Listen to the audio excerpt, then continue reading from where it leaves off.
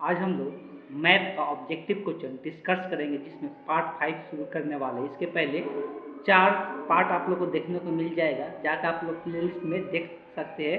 4 part complete हो चुका है, जिसमें हम लोग 2024 का क्वेश्चन सॉल्व कर रहे थे। चलिए चलते हैं, नेक्स्ट क्वेश्चन देखते हैं।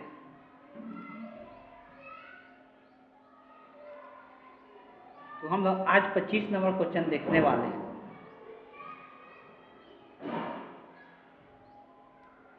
सभी के सभी अभी हम लोग सीरीज चल रहा है, जो इसमें इन्वर्स का क्वेश्चन बहुत सारे देखने को मिल रहा है। तो इसमें सबसे जो पहला क्वेश्चन है, टेन इन्वर्स रिलेटेड क्वेश्चन है। यहाँ पे क्वेश्चन दिया गया है tan inverse 1/3 plus tan inverse 1/2 दिया गया। ठीक है, हम लोग फार्मूला पढ़े हैं, कौन सा? तो tan inverse x plus tan inverse y का। यही फार्मूला हम लोग यहाँ पे अप्लाई करने वाले हैं। तो इसका फार्मूला क्या होता है? Tan inverse x plus y divided by 1 minus x into y होता है। तो ये फार्मूला हम लोग इस क्वेश्चन में अप्लाई करेंगे तो क्या हो जाएगा? बाहर का ये जो टेन है, टेन रहेगा, अंदर वाला हो जाएगा टेन इन्वर्स, मतलब दो टेन इन्वर्स एक टेन इन्वर्स में कन्वर्ट हो जाता है। और ये एक्स की जगह है 1/3 और वाई की जगह है 1/2। ये जोड़ा जाएगा तो 1/3 plus 1/2 divided by 1 minus 1/3 into 1/2। इसी को सिंप्लीफाई कर लेना है। जब इसको हम सिंप्लीफाई करेंगे तो कितना आ जाएगा? तो ऊपर में देख सकते हैं 1/3 में 1/2 जोड़ेंगे तो डायरेक्ट लिख देते हैं, कहीं पर आप लोग रख पर चेक कर सकते हैं। ये कितना आएगा? 5/6 हो जाएगा। डिवाइडेड बाई इसका अगर सॉल्व करते हैं तो ये 1/6 हो रहा है, तो यहाँ पर क्या आ जाएगा? 5/, ये भी क्या आ जाएगा? 6 ही आ जाएगा। ये भी कितना आएगा? 5/6 ही आएगा। इसको भी निकाल कर आप चेक कर सकते हैं। दोनों समान हो गया तो ये कट गया, तो बचा क्या? टेन इनवर्स 1 बचेगा। टेन इनवर्स 1 का मान, या तो डायरेक्ट ये भी प्रॉपर्टीज अप्लाई कर सकते हैं कि प्रॉपर्टीज हम लोग एक पढ़े हुए हैं कि ten into tan inverse x को क्या लिख सकते हैं? एक्स लिख सकते हैं। तो ये प्रॉपर्टी यूज करेंगे तो इसको हम लोग टेन इंटू टेन इनवर्स का मान कितना हो जाएगा? 1 के बराबर आ जाएगा। तो इस क्वेश्चन का जो करेक्ट ऑप्शन होगा, option A is the correct हो जाएगा। ठीक है, चलिए चलते हैं नेक्स्ट क्वेश्चन पे।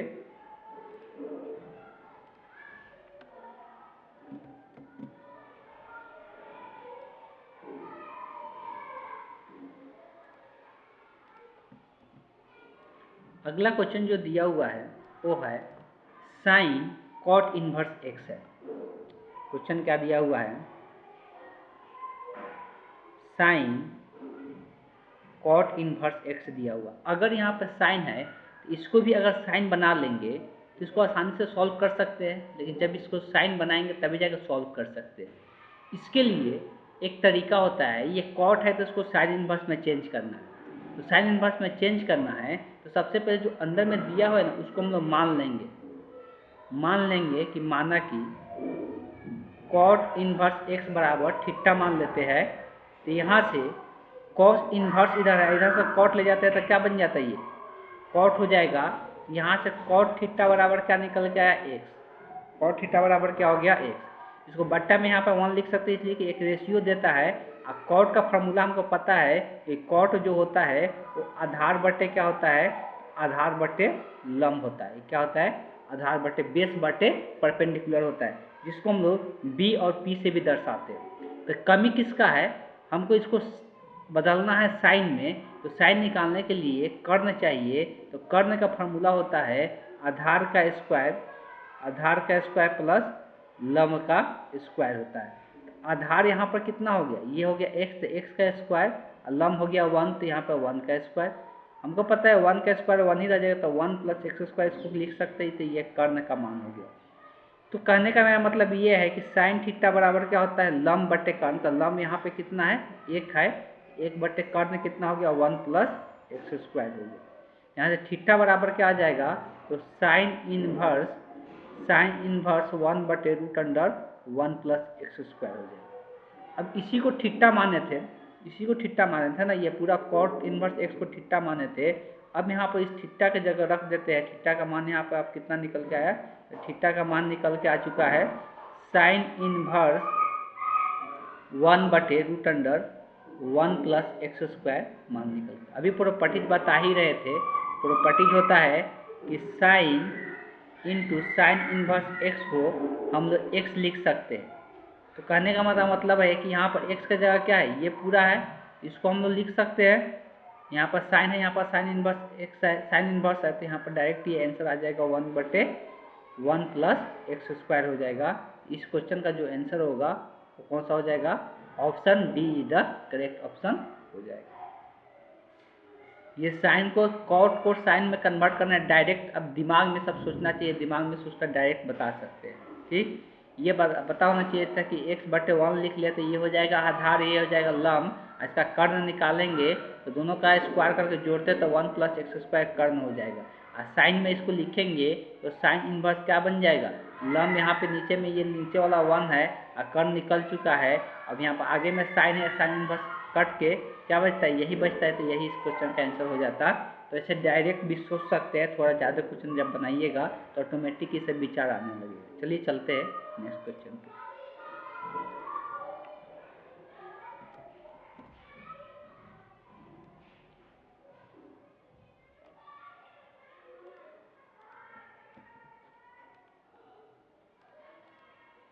अब यहाँ पर हम लोग बात कर रहे हैं कॉस इन्वर्स कॉस है, कॉस इन्वर्स कॉस है।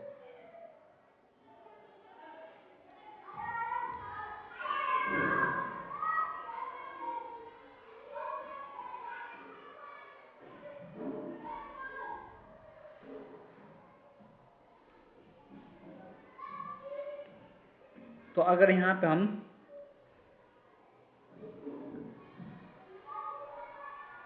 क्वेश्चन दिया हुआ है कॉस इन्वर्स कॉस 7/6।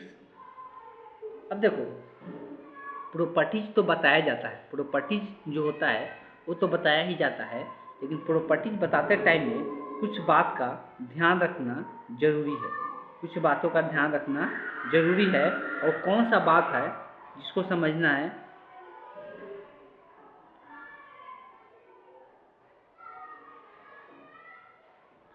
कि जब हम लोग प्रॉपर्टीज पहले लिखते हैं, पहले हम इन्वर्स लिखते हैं। तो इन्वर्स साइन एक्स का मान ये एक्स के बराबर होता है, कॉस इन्वर्स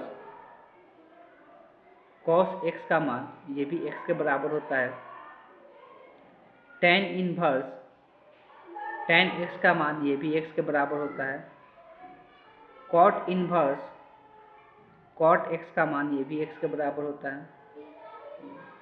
उसके बाद आएगा सेक इन्वर्स सेक एक्स, ये भी एक्स के बराबर होगा। उसके बाद आएगा कॉसेक इन्वर्स कॉसेक एक्स, ये भी एक्स के बराबर होगा। लेकिन इसके लिए एक डोमेन डिफाइन किया गया रहता है। अब देखो जब भी साइन लिखा रहता है, कॉस लिखा रहता है, उसके आगे एंगल को दर्शाता है। क्या, किसको दर्शाता है, और जो इन्वर्स लिखा रहता है, इन्वर्स के आगे जो एक्स लिखा रहता है ये रेशियो को दर्शाया जाता है, अनुपात को दर्शाया जाता है, कर्ण आधार लंब के अनुपात को दर्शाया जाता है, रेशियो को दर्शाया जाता है। लेकिन जो साइन कॉस रहता है इसका आगे जो लिखा था ये एंगल को दर्शाता है।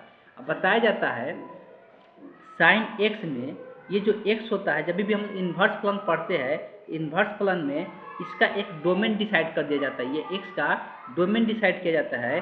और ये एक्स बराबर तभी होगा जब एक्स कहाँ से कहाँ बिलोंग करेगा, -π/2 से π/2 के बीच में बिलोंग करेगा, तभी जाके ये एक्स के बराबर होगा। और ये एक्स के बराबर तभी होगा जब एक्स 0 से 1 के बीच बिलोंग करेगा तब। और ये एक्स के बराबर तभी होगा जब एक्स -π/2 से π/2 के बीच बिलोंग कर रहा है। ये ब्रैकेट का मतलब क्या है, ये ओपन ब्रैकेट होता है, इसमें -π/2 π/2 नहीं आएगा, लेकिन इसमें -π/2 π/2 भी इसमें क्या होगा, इंक्लूड होगा, आएगा। कॉट वाला का बात करते हैं, ये 10 हो गया। कॉट का बात करते हैं तो ये एक्स बिलोंग करना चाहिए 0 से π, ये एक्स बिलोंग करना चाहिए कहाँ से कहाँ, तभी जाके इसको एक्स के बराबर लिख सकते हैं। और यहाँ पर x बिलोंग करना चाहिए कहाँ से कहाँ, x बिलोंग करना चाहिए 0 से π, लेकिन किसको छोड़कर, π/2 को छोड़कर, π/2 को छोड़कर। जो लास्ट है x बिलोंग करना चाहिए x बिलोंग करना चाहिए -π/2 से π/2 के बीच का सारा मान, लेकिन किसको छोड़कर, 0 को छोड़कर। तो यहाँ पर इस कंडीशन को ध्यान में रखते हुए इस प्रॉपर्टीज का यूज करेंगे कि x ये सब के अंदर आना चाहिए। अगर ये सब का अंदर नहीं आएगा तो हम लोग ये डायरेक्ट नहीं लिख सकते, साइन इनवर्स साइन x को x नहीं लिख सकते हैं, कॉस इनवर्स कॉस x को x नहीं लिख सकते हैं जब तक x इसके रेंज में ना आ जाए। अब दूसरा प्रॉपर्टीज हम लोग पढ़ते हैं। दूसरा क्या पढ़ते हैं उसको भी ध्यान से देखें कि साइन, पहले साइन रहेगा बाद में इन्वर्स रहेगा, इसको भी हम x लिख सकते हैं। फिर कॉस होगा और फिर कॉस इन्वर्स रहेगा, इसको भी हम x लिख सकते हैं। फिर टेन होगा और फिर टेन इन्वर्स x होगा, इसको भी हम x लिख सकते हैं। फिर कॉट होगा और फिर क्या आएगा, कॉट इन्वर्स x होगा, इसको भी हम x लिख सकते हैं। फिर सेक होगा और फिर सेक इन्वर्स x आएगा, इसको भी हम x लिख सकते हैं। फिर कॉसेक होगा और फिर कॉसेक इन्वर्स x आएगा, इसको भी हम x लिख सकते हैं। इसके भी कंडीशन होता है। अब यहाँ पे ये रेशियो को दर्शाता है, एक मान को दर्शाता है, एंगल को नहीं दर्शाता है। तो बताया जाता है कि ये तभी लिख सकते हैं जब x बिलोंग करेगा -1 से 1 के बीच में। जब x बिलोंग करेगा, ये तभी लिख सकते हैं जब यहाँ पर भी x बिलोंग करेगा -1 से 1 के बीच में। और यह किसी भी मान के, x के किसी भी मान के लिए लिख सकते हैं। x बिलोंग टू सारे वास्तविक संख्या के लिए इसको हम लिख सकते हैं।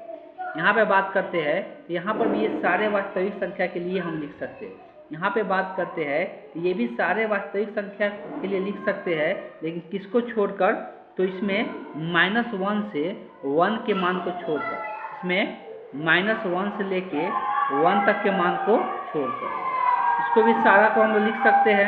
इसको भी हम लिख सकते हैं जब ये बिलोंग टू सारे वास्तविक संख्या के लिए, लेकिन -1 से 1 के मान को छोड़ के।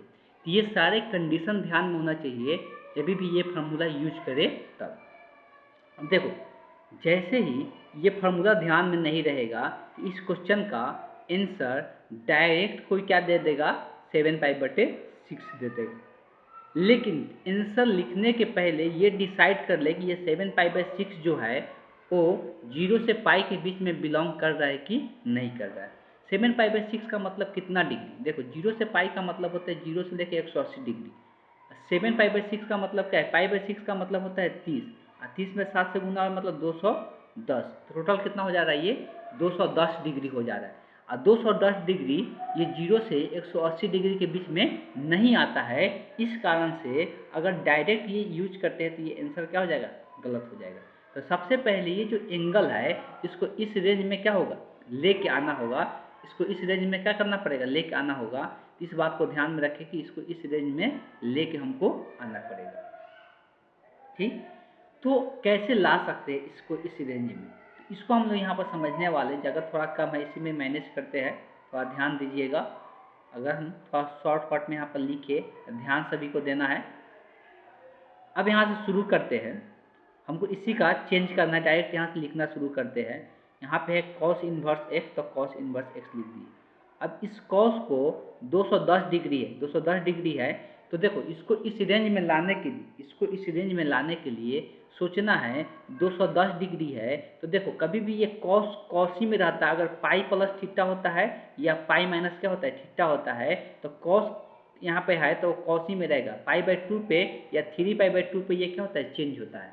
ये फार्मूला हम लोग पढ़ते हैं, पाई प्लस थीटा या पाई माइनस थीटा, वो कॉस कॉस ही रहता है, कोई परिवर्तन उसमें नहीं आता है। तो हमको पता है कि 210 डिग्री आया था ना, तो इसको 180 में कितना 30 जोड़ेंगे तो 210 हो जाएगा। अब इसको पाई के रूप में कैसे दिखा सकते हैं, पाई प्लस π/6, मतलब पाई में अगर π/6 जोड़ते हैं तो यही एंगल आएगा 7π/6। इसमें मान में कोई अंतर नहीं है, तो ये इसके बराबर लिख सकते हैं। अब आते हैं, अब कॉस पाई प्लस थीटा क्या होता है। अब देखो कॉस पाई, पाई में कुछ एंगल जुड़ रहा है, तो कौन सा कोऑर्डिनेट हो रहा है, थर्ड कोऑर्डिनेट हो रहा है। और थर्ड कोऑर्डिनेट में कौन सा चीज़ होता है कि कॉस जो होता है पॉजिटिव होता है कि नेगेटिव होता है, यही सोचना रहता है। अब देखो थर्ड कोऑर्डिनेट का बात करते हैं, थर्ड कोऑर्डिनेट में सिर्फ टैन और कॉट पॉजिटिव होता है। देखो फर्स्ट में क्या होता है, फर्स्ट में सब पॉजिटिव होता है, सेकंड में साइन और कॉसेक पॉजिटिव होता है, थर्ड में टैन कॉट पॉजिटिव होता है, फोर्थ में कौन पॉजिटिव होता है, तो कॉस और सेक पॉजिटिव होता है, तो ये थर्ड कोऑर्डिनेट हो रहा है, इसलिए इस कारण से जो यहाँ पे आएगा, यहाँ पे क्या लग जाएगा, माइनस साइन लग जाएगा, तो माइनस कॉस बन जाएगा, माइनस कॉस पाई बाई 6 हो जाएगा। माइनस क्यों लगा, इसलिए कि ये कॉस पाई प्लस थीटा कर रहे हैं, तो ये कॉस ही रहेगा, और पाई प्लस थीटा क्या होता है, यहाँ पर थीटा आ जाता है, थीटा का मान क्या है, पाई बटे 6 है, तो यहाँ पर माइनस साइन आ गया। अब हमको पता है जब भी माइनस साइन आता है तो इन्वर्स के अंदर से ये बताया गया, तो चलिए यहाँ लिख देते हैं। यहाँ पे ये बताए थे पिछले क्लास में कि कॉस इन्वर्स माइनस एक्स को क्या लिख सकते हैं, pi minus cos inverse x लिख सकते हैं, pi minus cos inverse x लिख सकते हैं। तो यही प्रॉपर्टीज हम यहाँ पे यूज करने वाले हैं। तो ये पाई माइनस क्या लिखाएगा, पाई माइनस कॉस इन्वर्स, अब माइनस साइन यहाँ से हट जाएगा, जो एंगल है वही रह जाएगा, पाई बाई 6 हो जाएगा। अब यहाँ से ये प्रॉपर्टी यूज होगा, cos inverse cos pi by 6, इसलिए कॉस इन्वर्स कॉस एक्स बराबर एक्स लिख सकते हैं जब 0 से पाई के बीच में है, और यहाँ पे एंगल 0 से पाई के बीच में है, यहाँ पर क्या आ जाएगा, पाई बटे 6 आ जाएगा। अब पाई में से पाई बटे 6 घटेगा, ये क्या बचेगा, 5 पाई बाई 6 हो जाएगा, क्या हो जाएगा, 5 पाई बाई 6 हो जाएगा। तो इस क्वेश्चन का जो करेक्ट ऑप्शन होगा, option B is the correct option हो जाएगा। चलिए चलते हैं नेक्स्ट क्वेश्चन देखते हैं।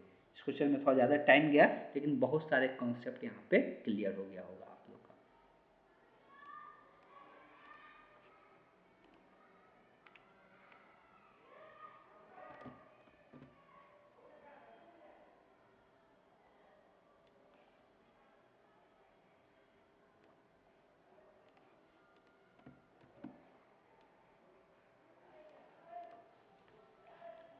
ये जो क्वेश्चन दिया हुआ है, इसमें दिया हुआ है pi by 3 minus sign inverse minus 1/2। अब बताया गया था कि अगर साइन के अंदर साइन इन्वर्स माइनस एक्स रहता है, इसमें से डायरेक्ट माइनस बाहर निकल जाता है, इसके लिए कुछ नहीं करना पड़ता है, डायरेक्ट बाहर निकल जाता है। तो इस तरह से अगर ये यूज करते हैं प्रॉपर्टीज यहाँ पे, ये क्या हो जाएगा, पाई बाई 3, यहाँ से माइनस डायरेक्ट बाहर निकलेगा, तो माइनस माइनस यहाँ पर क्या हो जाएगा, प्लस साइन इन्वर्स 1/2। कितना डिग्री कोण पे 1/2 मान आता है, वही इसका मान हो जाएगा। तो हमको पता है 30 डिग्री पर ये साइन क्या होता है, 1/2 होता है, तो यहाँ पर क्या हो जाएगा, पाई बटे 6 हो जाएगा। 3 पाई बाई 2 में पाई बाई 6 जोड़ेंगे तो ये पाई बाई 4 आएगा, इसलिए कि ये क्या है, पाई बाई 2 आएगा, इसलिए कि ये 60 डिग्री है, ये 30 डिग्री से जोड़ कर 90 डिग्री, और 90 डिग्री क्या होता है, पाई बाई 2 होता है। इसको सिंप्लीफाई भी करेगा तो यही आएगा, चेक कर सकते हैं। इस क्वेश्चन का जो आंसर हो जाएगा वो क्या हो जाएगा, पाई बाई 2 हो जाएगा। तो इस क्वेश्चन का आंसर क्या हो जाएगा, option C is the correct option हो जाएगा। चलिए चलते हैं नेक्स्ट क्वेश्चन पे।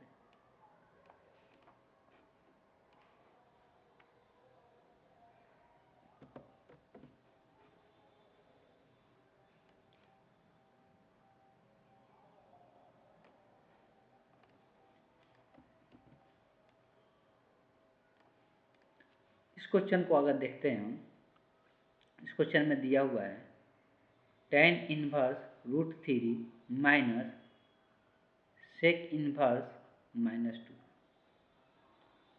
अब अगर बात करते हैं तो पिछले जो क्लास में हम लोग देखे थे इन्वर्स वाला, तो ये चीज़ ध्यान में ही रखे, से इन्वर्स वाला जो फलन होता है, तो इन्वर्स वाला फलन को हम लोग किस प्रकार से दर्शाते हैं।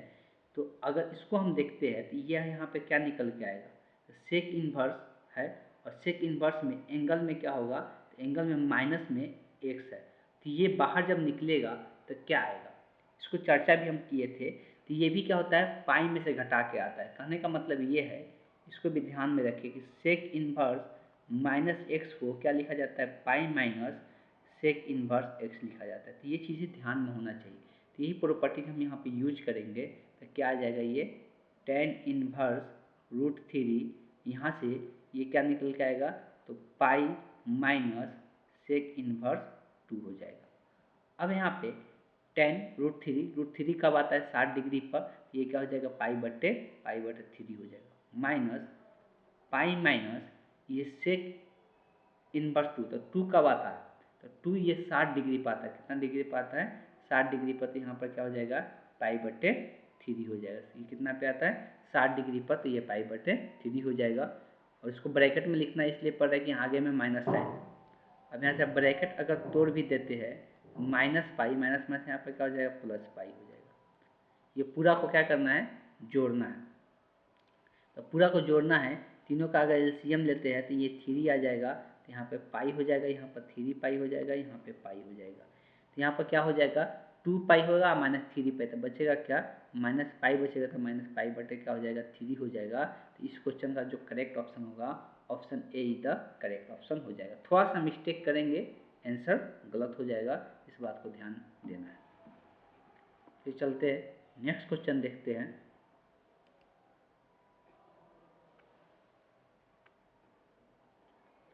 अब ये क्वेश्चन जो है सेट थ्योरी से क्वेश्चन दिया गया है।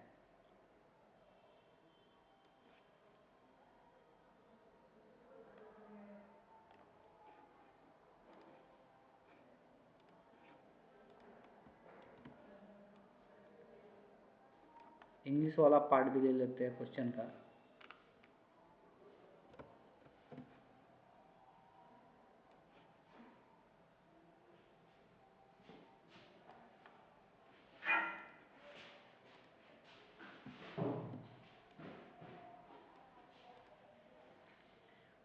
एक समुच्चय दिया हुआ है n, और ये संबंध, ये r किसको दर्शाता है, तो संबंध को दर्शाता है, रिलेशन को दर्शाता है। तो जो रिलेशन दिया हुआ है r बराबर, रिलेशन हमेशा दो एलिमेंट के बीच में होता है, तो a और b के बीच में संबंध दिया हुआ है कि a जो है b माइनस 2 के क्या है, बराबर है, और b का मान क्या होना चाहिए, 6 से 12 होना चाहिए। तो द्वारा प्रदत्त संबंध r निम्नलिखित में से कौन सा सही है, कौन जो है r से बिलोंग करेगा, इस कंडीशन को फॉलो कर रहा है। इस कंडीशन को कौन फॉलो कर रहा है, ऑप्शन से चेक करना है। सबसे पहले b का मान जो भी दिया हुआ है वो a इसको ये डिफाइन करना चाहिए, और ये भी ध्यान में रखना है कि b का मान 6 से 12 होना चाहिए। तो किसमें 6 से 12 है, ऑप्शन ए में भी 6 से 12 है b का मान, ऑप्शन सी में भी 12 है, ऑप्शन डी में भी क्या है, b का मान 6 से 12 है। लेकिन ऑप्शन ए में, ऑप्शन बी में b का मान 4 दे दिया है, जो कि पॉसिबल ही नहीं होगा, तो पहले ही ये ऑप्शन हट गया। अब बताया जा रहा है जो b का मान होगा उससे हमेशा 2 होगा कम, कौन, a का मान। b का मान जितना भी होगा उससे हमेशा कितना कम होना चाहिए, 2 कम होना चाहिए। यहाँ पर देख सकते हैं ये b का मान 8 है, तो a का मान यहाँ पर कितना 6 होगा, 2 कम है, ये सही है। लेकिन ये क्या सही है क्या, इसमें तो इसमें एक ज़्यादा ही हो जा रहा है। यहाँ पर b का मान 7 रखेंगे तो यहाँ पर 5 आना चाहिए था a का मान, क्योंकि ये पॉसिबल अब नहीं है, ये भी पॉसिबल नहीं है। तो option A is the correct. यहाँ पर बस रख के चेक कर लेना था कि b का मान 6 से 12 होना चाहिए, और a का मान यहाँ पर 20 से क्या होना चाहिए, 2 कम होना चाहिए। हटाने का मतलब क्या है, 2 कम होना चाहिए, और 2 कम सिर्फ एक ही ऑप्शन में है, ऑप्शन ए में है। इस क्वेश्चन का जो करेक्ट ऑप्शन होगा, option A is the correct option हो जाएगा। चलिए चलते हैं नेक्स्ट क्वेश्चन देखते हैं। अब हम लोग अभी भी इंटीग्रेशन का क्वेश्चन और भी दिया हुआ है। इस क्वेश्चन को पहले पार्ट 1 में डिस्कस कर चुके हैं, क्वेश्चन नंबर 31। क्वेश्चन नंबर 32 भी पार्ट 1 में डिस्कस किया हुआ है। क्वेश्चन नंबर 33 भी इसके पहले हम डिस्कस कर चुके हैं पार्ट 1 में। क्वेश्चन नंबर 34 भी पार्ट 1 में डिस्कस किया गया है। क्वेश्चन नंबर 35 भी पार्ट 1 में डिस्कस किया गया है। सही जा रहे हैं, सब डिस्कस किया हुआ है। क्वेश्चन नंबर 36 भी पार्ट 1 में डिस्कस किया गया है। सिर्फ क्वेश्चन नंबर 37 से अब हम लोग को यहाँ पे देखना है। अब हम लोग क्वेश्चन नंबर 37 को डिस्कस करेंगे।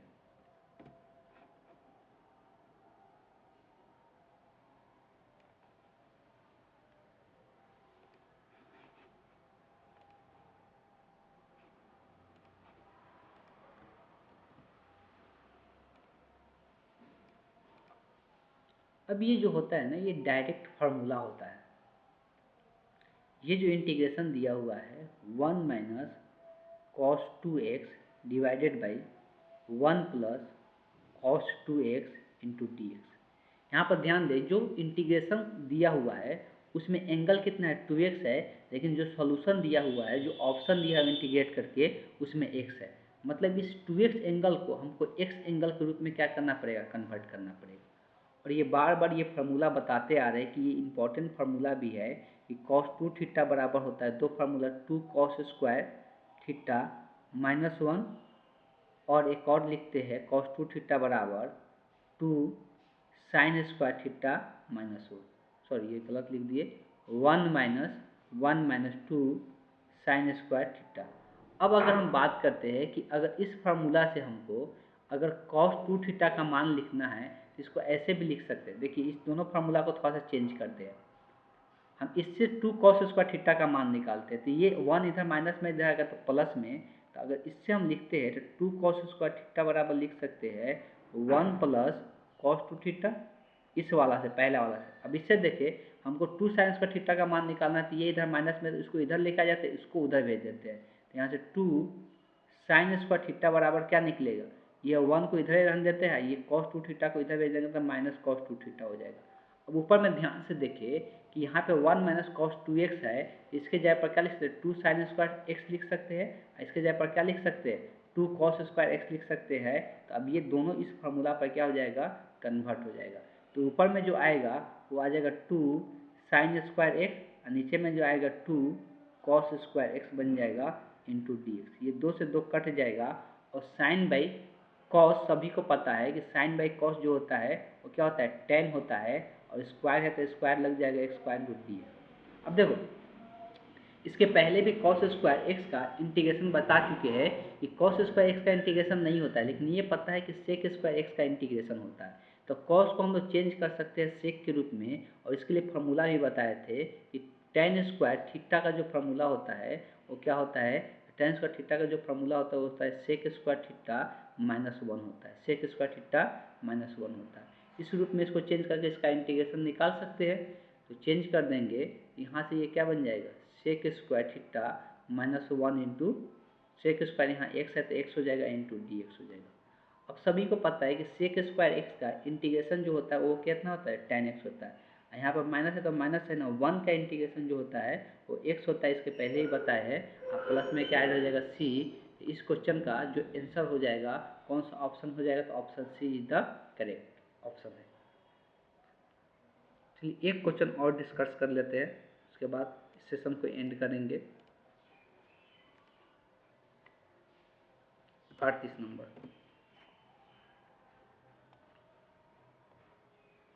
बस सिर्फ जितना बताया जाए उसको अच्छे से रिवीजन करते रहिए। जितना हम बता रहे हैं अगर उस कॉपी को भी रिवीजन करते रहिएगा बहुत सारी चीज़ें सीखने को मिलेगा। या वीडियो से ही 2 बार रिवीजन कर ले, 2 बार देख ले, वो और अच्छा है।